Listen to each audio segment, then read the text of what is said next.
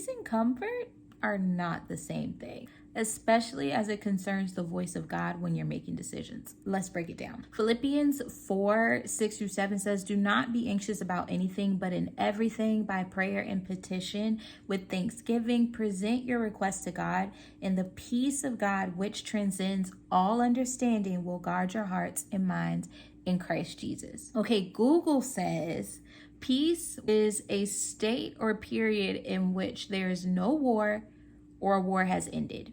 One synonym for that is harmony. Let's take that to mean the war in your mind, your thoughts versus God's plan or will for a particular situation. It says the peace of God that surpasses all understanding, which means God's plans may not make sense to you, okay? But trusting him beyond what things look like is what will bring harmony between your heart and your mind and bring that together with God's will. And they will all agree, right? And you won't be able to explain it.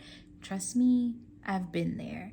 And just FYI, you might as well keep it to yourself because others also won't understand it. And then their doubts will start to rub off on you.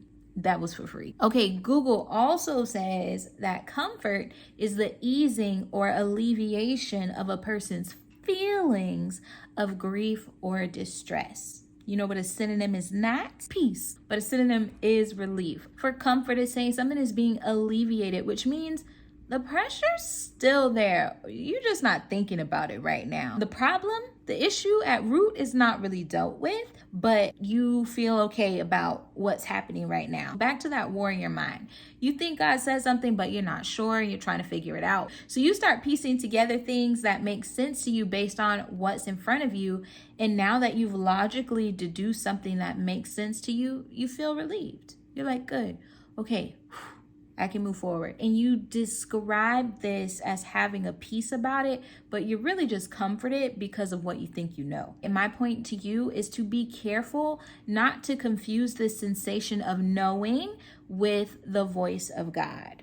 God does things beyond what we can piece together in our minds. And sometimes when he tells us things, because of how far in advance those things might be, we literally cannot comprehend it because we struggle to see past our current and past experiences. So something could happen to you in the next 10 minutes and completely change your entire perspective on life, but you would have not seen it coming. You can't figure him out.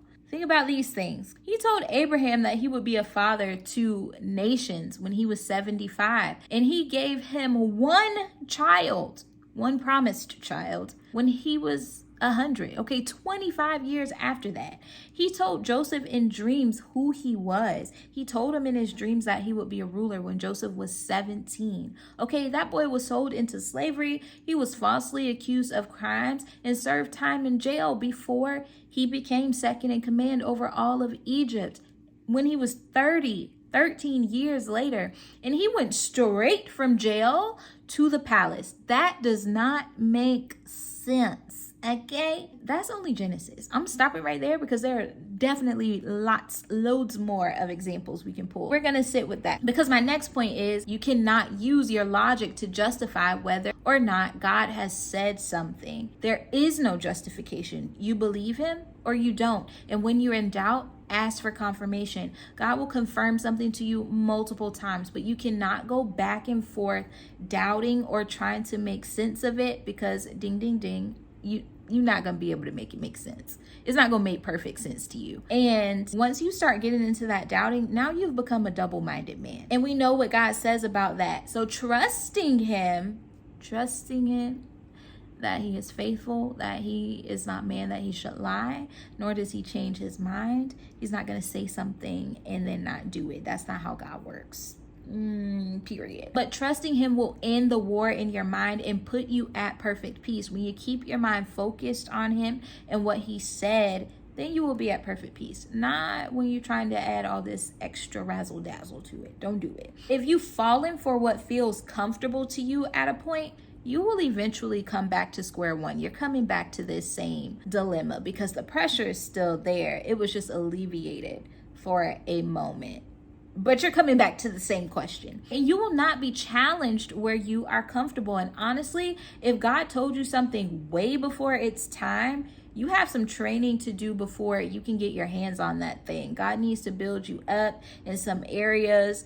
You guys need to become closer, your bond strengthened, your trust in him increase, your faith in him increase, your prayer life increase. He's going to do all these things. He's going to give you identity. He's going to show you who you are, and he's going to train you up in what you need to be doing in order to like get to wherever he showed you were going to be. And it might not even make sense while all of that is happening. It's not like, oh yeah, we're going to do this, and this is going to be great for the thing that I told you. It don't even happen like that. You just got to make sure you stay in his presence, child, and walk with him so that he can guide you in that training season. We all have free will, but please know, if you're really about that life, then you will completely surrender your will and your rights over to God. It doesn't matter what you think about the situation.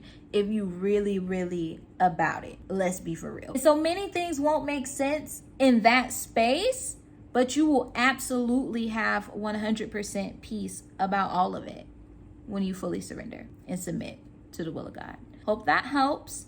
If you were a person where you know that you were saying you had peace about something, but it was really just comfort, it was really something that made sense, take it back. Take it back to the Lord. Try again, start over. Everything's fine. Everything's fine. Don't worry. As long as you humble yourself before him and submit, everything's fine. He's going to work it all out just as it should be.